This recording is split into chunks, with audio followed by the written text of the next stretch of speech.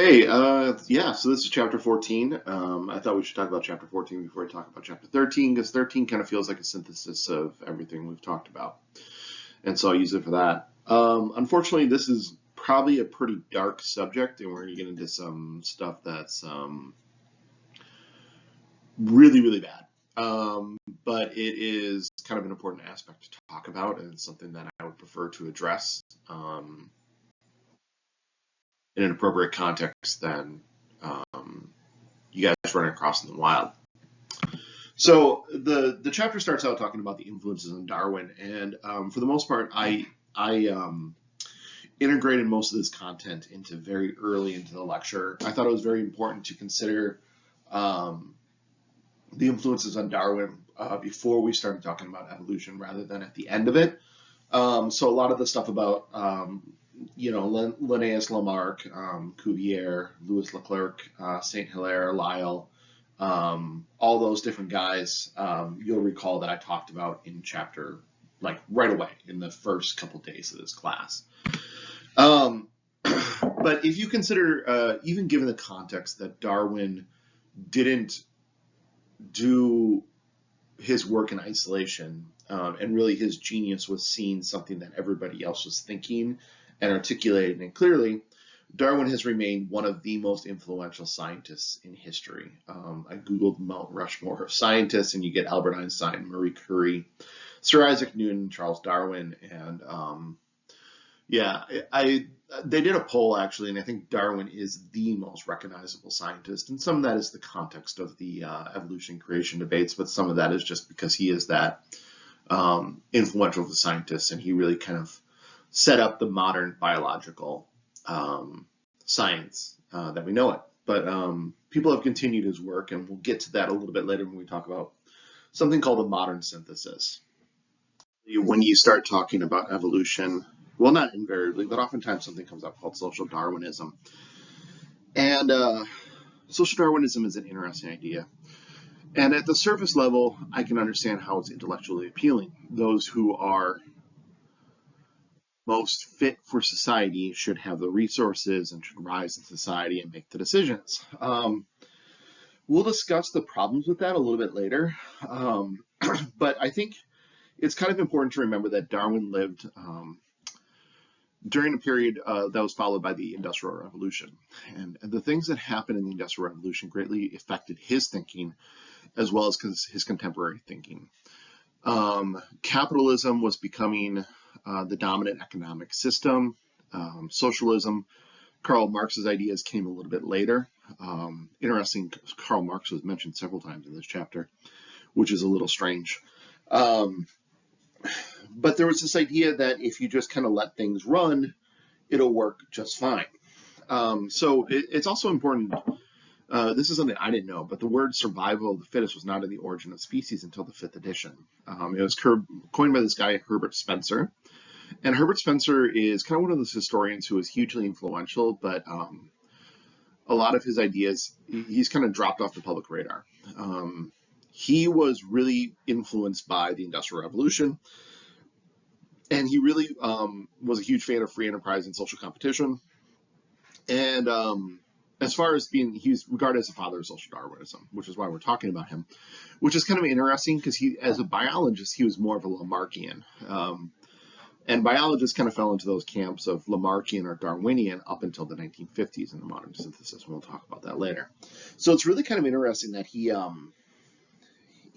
not actually a Darwinian biologist. Herbert Spencer was someone who I spent a lot of time reading about because I didn't know anything about him. And it was kind of interesting because he was, in a lot of the articles I read, he was basically panned as a horrible individual. But then other people would talk about his intellectual contributions and how influential he was. And so it seemed like there's kind of a mixed review on this guy. And I think what's going on is he's being judged in the context of today. And I get why. I mean, we have the benefit of seeing everything that happened in the 150 years since he did most of his work.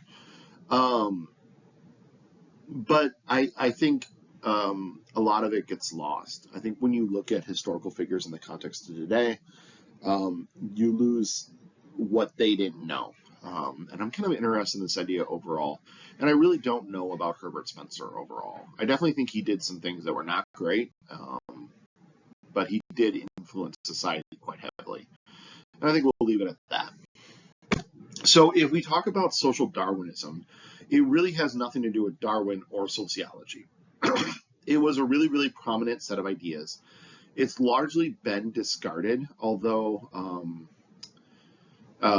you'll see it reemerge very frequently. But it was more of a thinking framework than it was a coherent set of ideas.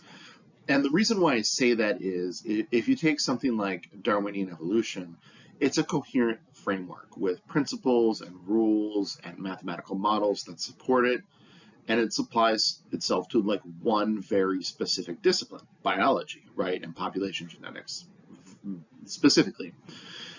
Social Darwinism was an attempt to apply the rules of natural selection to society, politics, and economics, which is a little bit messy because society, politics, and economics are not natural systems. They're man-made systems. And as much as I believe that we are a part of nature, any kind of man-made system tends to behave in a very specific way that is different from the natural world. The basic idea, in terms of capitalism, it goes to a laissez-faire economic system, or in terms of economics, in which you kind of just let things work and they run themselves. And some things do that, but the kind of problem with that is that there's ample opportunity for cheaters. And if you don't have a mechanism to correct for the cheaters, then it will be exploited until the system breaks. And you can think about that a lot. I'm going to kind of stay away from society, but if you really want to learn about social Darwinism, talk to any of the humanities faculty and watch the reaction on their face. It is definitely, that's been where a lot of it's been really, really bad. And we're going to get into that in just a little bit. So some of the problems with social Darwinism is that for a lot of these ideas to work, you have to have really, really, really strong selection. And on behavior, because a lot of these were dedicated towards people who had bad behaviors, either criminal behaviors or feeble-mindedness was something that they were obsessed with. And they were trying to control the reproductive effort of them. And so you have to, if you're going to try to weed out a gene, it has to be very, very, very apparent. And like, even if you just consider a gene that is homozygous recessive, so you don't have the trait unless you have 2 copies of the gene. Homozygous recessive genes can hide in the population for generations, maintaining relatively stable levels just because they very rarely pop up. And so there's a very, very weak selective pressure on it. And this is why disease phenotypes have a tendency to persist in a population. And we've talked about this quite a bit. It gets even trickier when you're talking about a behavior, right? And feeble-mindedness was something we talked about quite a bit. That's generally people who are lowly motivated, not very intelligent, all those different types of things. Those are behavioral traits wherein you're talking about polyloci traits that add even another level of complexity. And so they do these things called concordance studies, right? And so you look at twins that are identical. Sorry, I had to sneeze. Are identical and they're raised together, they're raised differently, fraternal twins, siblings, and you look to see how much of correlation of behavior there is. And this is just an example of the study. So they're specifically looking at criminal behavior, and they looked at 14,000 people, and they found that the neither biological nor adoptive parents were convicted. 13.5% of sons were convicted. If the adoptive parents were convicted, it was 14%. However, if adoptive remained law-abiding, 20% of the adoptees or one or more had criminal convictions. Basically, what I want to pull away from this is you're looking at it's somewhere between, it controls something around 13% to 20% of the behavior, which is not a large effect overall. So there just really isn't a strong genetics of behavior, and that's just the nature of genetics. Another thing that social Darwinism gets wrong is it has a tendency to develop what is considered the ideal, and that's because of obsession with fitness, which we'll talk about next. But evolution in general seeks to create and maintain diversity as much as it can, because a more diverse population is more resistant to change. And that's something that's a really important concept of this course, is an increase in diversity is generally better for the population. So by eliminating deleterious traits, you're actually decreasing the diversity of the population. And we'll get to the concept of deleterious traits a little bit later. The real big problem with it is who defines fitness. Who defines what is a fit individual from an unfit individual? What characteristics are you talking about? Unfortunately, that usually is the government. And if you've interacted with any aspect of the government, you will recognize that they are not particularly efficient.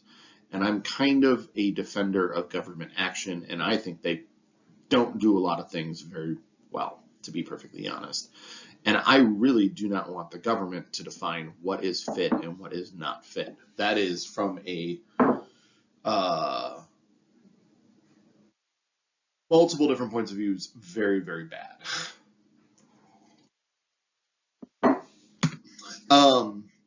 The other thing about this is fitness only exists in the context of the environment. And so we've talked about this before with frequency-dependent selection. What's the specific example we talked about? The rock, paper, scissors lizards is a very easy example to think about. If yellow lizards are common, it's good to be a orange lizard. If orange lizards are common, it's good to be a blue lizard, or something like that. And so as the environment changes, oftentimes the fitness of a trait will change in response to that environment. So if you don't know what the future environment is going to be, you can't really make decisions about fitness, right?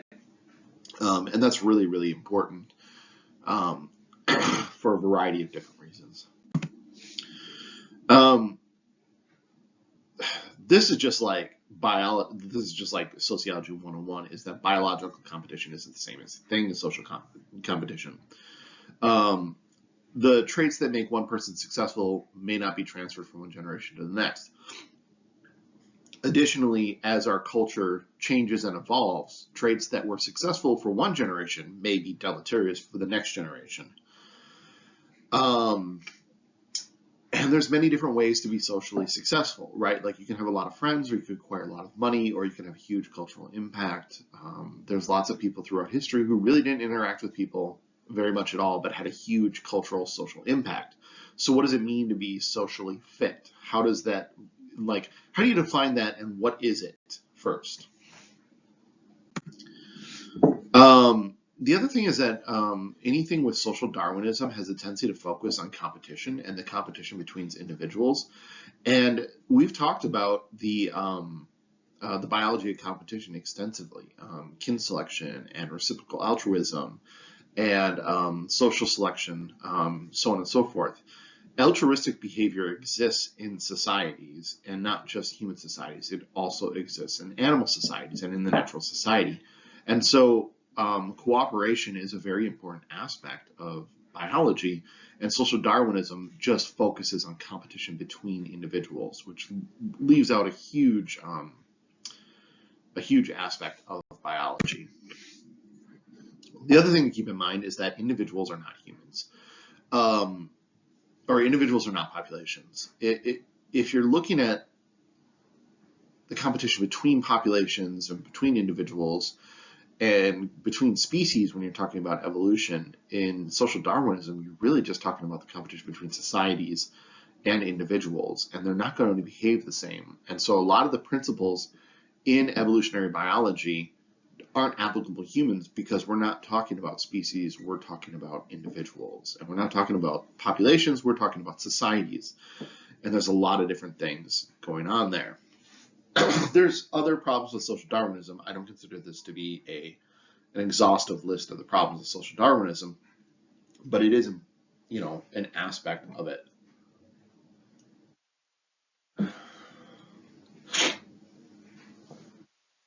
So Probably one of the worst things about social Darwinism is oftentimes when people start down the social Darwinism road, they end up with an eugenics. And eugenics is the basic idea we can improve mankind by altering the genetics of the human population. And like, there's two different ways to think about this. The first of which is positive eugenics, which is basically encouraging those with desirable traits to have kids. Like, people who are quote unquote fit should have kids. And so the government subsidizes their child care or provides them with tax credits or so on and so forth. There's certainly, there's certainly equity problems with that. But it's not as dark as the flip side of that coin, which is negative eugenics. And that's basically stopping those with undesirable traits from breeding. And so you either do this by regulating marriage, institutionalization of marriage, forced sterilization and castration, controlling who can come into the population, systemic discrimination, abortion, and straight up murder if you really get down to it. And that's where things get really fucking dark. All right, so I want you to read these things, and I want you to think about what country this occurred in. And we'll probably unpack this a little bit more in class. And I'm not going to tell you what the answer is just yet. If you really are looking to, you can Google the dates and what I'm talking about, and you will get there. If you consider the history of sterilization in the United States, something like, I can't remember how many, it is less than 100,000 people, but it was more than 60,000 people who were sterilized. 78% of those were females. The vast majority of them were minorities, African American or Native American. In Minnesota, I pulled the data from Minnesota because I feel like that's the most relevant. The first eugenic law was passed in 1925. We were the 17th state to pass a eugenic law. There was a total of 2,350 sterilizations, roundabout. We don't know the exact amount, which is 4% of the total that happened in the United States. And we are 1.7% of the population. So we disproportionately had more sterilizations than any other state in the Union. Incidentally enough, they were all performed in Faribault, because that's where the institution that did that was. And this institution was closed in 1998. It appears the last sterilization occurred in 1963. So this isn't something that happened in your great-great-grandparents' time. This is something that probably happened in your grandparents' time, at least in my grandparents' time, although my grandpa was a relatively young man at that point in time. The last one that happened in the United States was in 1981, which was a couple years before I was born. Yeah, so that's not great. So eugenics was a really popular idea around the 1920s, and here are some of the supporters. Winston Churchill, of course, was the Prime Minister of the United Kingdom during the World War II. John Maynard Keynes is a really influential economist, and Keynes largely set up the framework for liberal economics, and is still he's still highly respected today. His alter ego would be Milton from the University of Chicago. Keynes was British, by the way. Woodrow Wilson, who, if you're unfamiliar, was a college professor and president of the United States during the 1920s, and R.A. Fisher, who you may not know about, is a really prominent biologist, mathematician, and statistician. And we'll talk about Fisher. We've probably talked about Fisher previously, Fisher runaway selection. He's also the guy who invented the ANOVA, stuff like that. He's really a really important biologist. There's others as well. This quote from Winston Churchill was when he was a young politician around 1910. And this is really dark as well. But Hitler specifically praised the American eugenics movement. and said he drew inspiration from it. There's going to be an interesting departure, but you cannot talk about eugenics without talking about Nazi Germany, because their entire ideas were based upon eugenics. But it's important, I want to point out, that it wasn't just Nazi Germany. Like, this shit happened here, right? Fortunately, we didn't follow it to the end. Fortunately, we changed our ways. Unfortunately, the reason why we changed our mind is a little bit grayer. So Reginald Punnett in 1917 issued a paper that was looking at, argued against eugenics, like good for good old Reggie. And so basically he ran through and did the numbers, and he saw that if you eliminate X percentage of people from the population, you'll see X percentage reduction, and it will take something like 600 generations to remove that trait from the population. R.A. Fisher responded in 1924, basically saying that even a minor reduction results in betterment of society, and it still is an effective measure. And so they went back and forth a little bit, and I kind of think they both missed the point that it's pretty fucking cruel to stop people from reproducing and forcing them to be sterilized. So they argued it on a biological basis. They didn't argue it on an ethical basis, and it's just kind of like, holy shit, which is really kind of problematic. In 1939, on the eve of World War II, something called the Geneticist Manifesto was published in 1939, and it's kind of an interesting article, and I read it a couple different times, and they aren't arguing against eugenics per se, but they're basically saying that unless we have a fair and equal society, which we don't, eugenics will never be effective, which is, you're starting to get the idea, but like also it's just not ethical, people. But I feel like they're at least getting closer. So this was published by J.B.S. Haldane, Julian Huxley, Theodosius Dobansky, as well as others. And we're going to talk about Theodosius Dobansky pretty quickly. Yeah, so that's kind of, following 1939, eugenics kind of started to wane in American society because we were mostly focusing on World War II.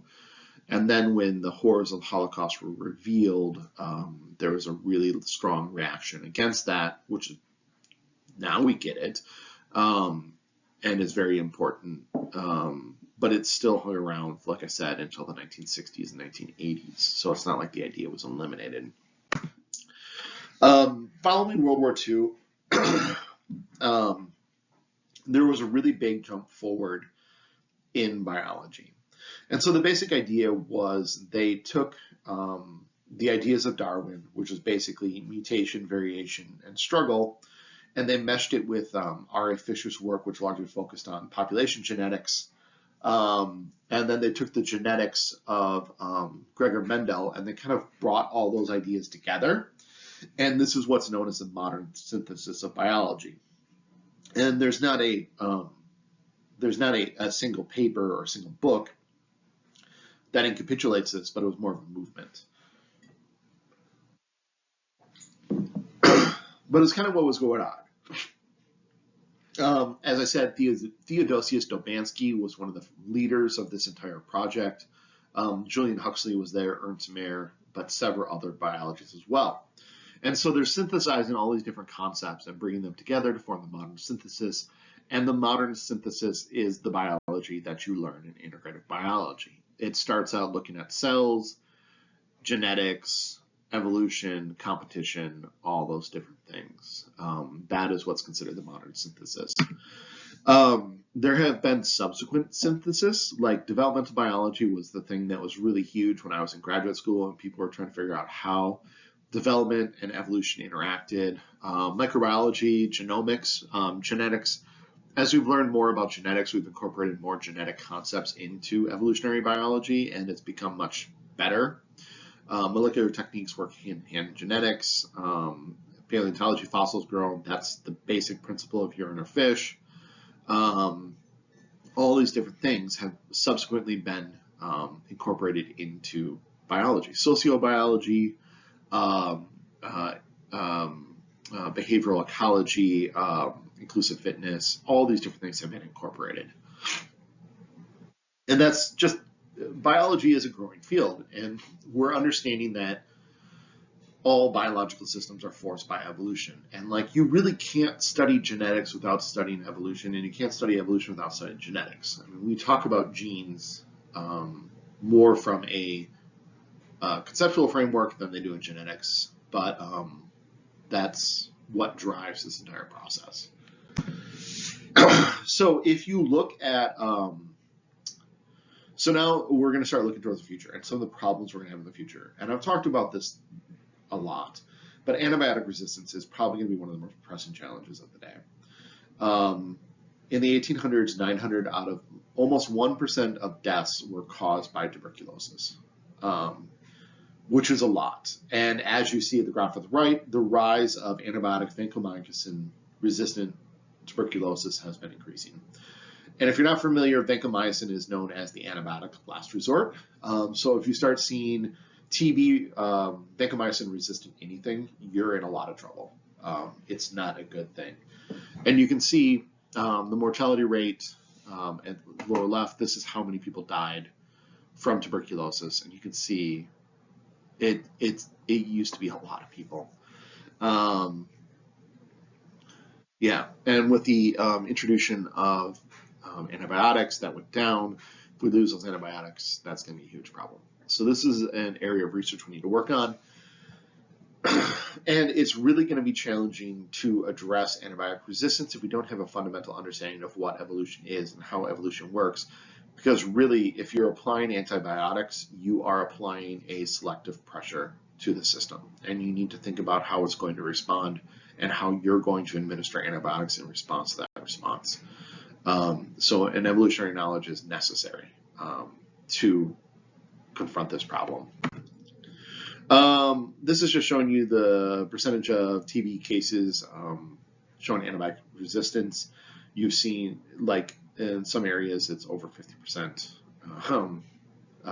particularly Southeast Asia. Some areas don't have any data, 33% in the one that it looks like we're in, which is great, but this is going to be a problem.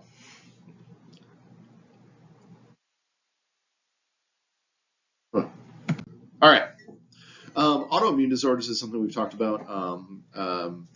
This basic, we've noticed that the amount of autoimmune disorders is basically inversely correlated to the deaths by infection, although not 100%. This map is a little bit misleading in how they source their data, but you can generally see a pattern that they're opposites of each other, right?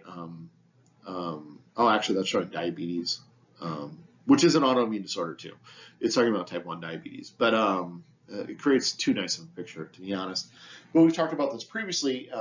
It's possible that our use of antibiotics is actually killing off harmful or beneficial bacteria as well as the harmful bacteria. We've talked about this extensively. I'm not going to get into too much depth on this. Something else to think about is overpopulation. And if you look at right, that is the growth of the human population over time. And I wanted to point this out because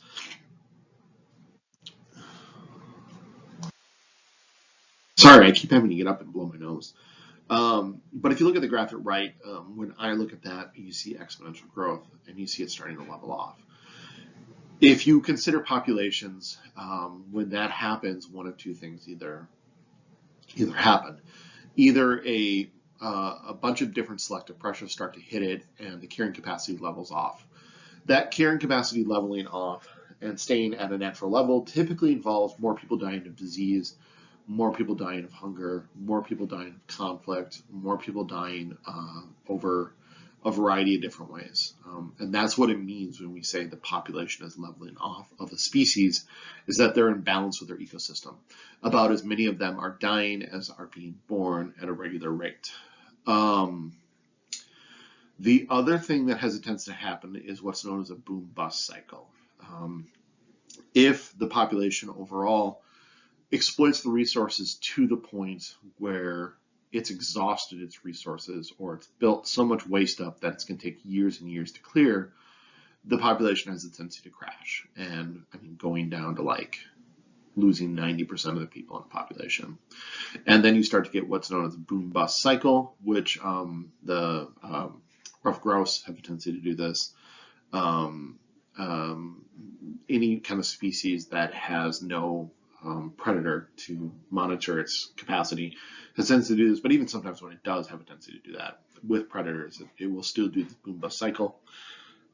Like the lynx and the snowshoe hare, which is a classic example that someone did. And so looking at this graph, we have to consider what's going on with the population of the Earth and how do we reach a carrying capacity and what does that mean and how does that work socially.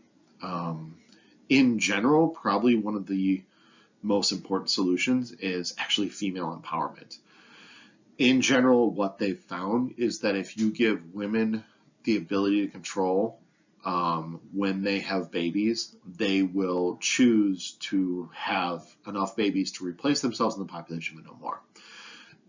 This has been repeatedly demonstrated, largely by nations getting access to birth control and watching the population growth level off. This has happened in the United States, this has happened in Europe, this has happened in China, this has happened in Australia. Their population growth is leveling off because women have say over when they have babies. We talked extensively about nutrition.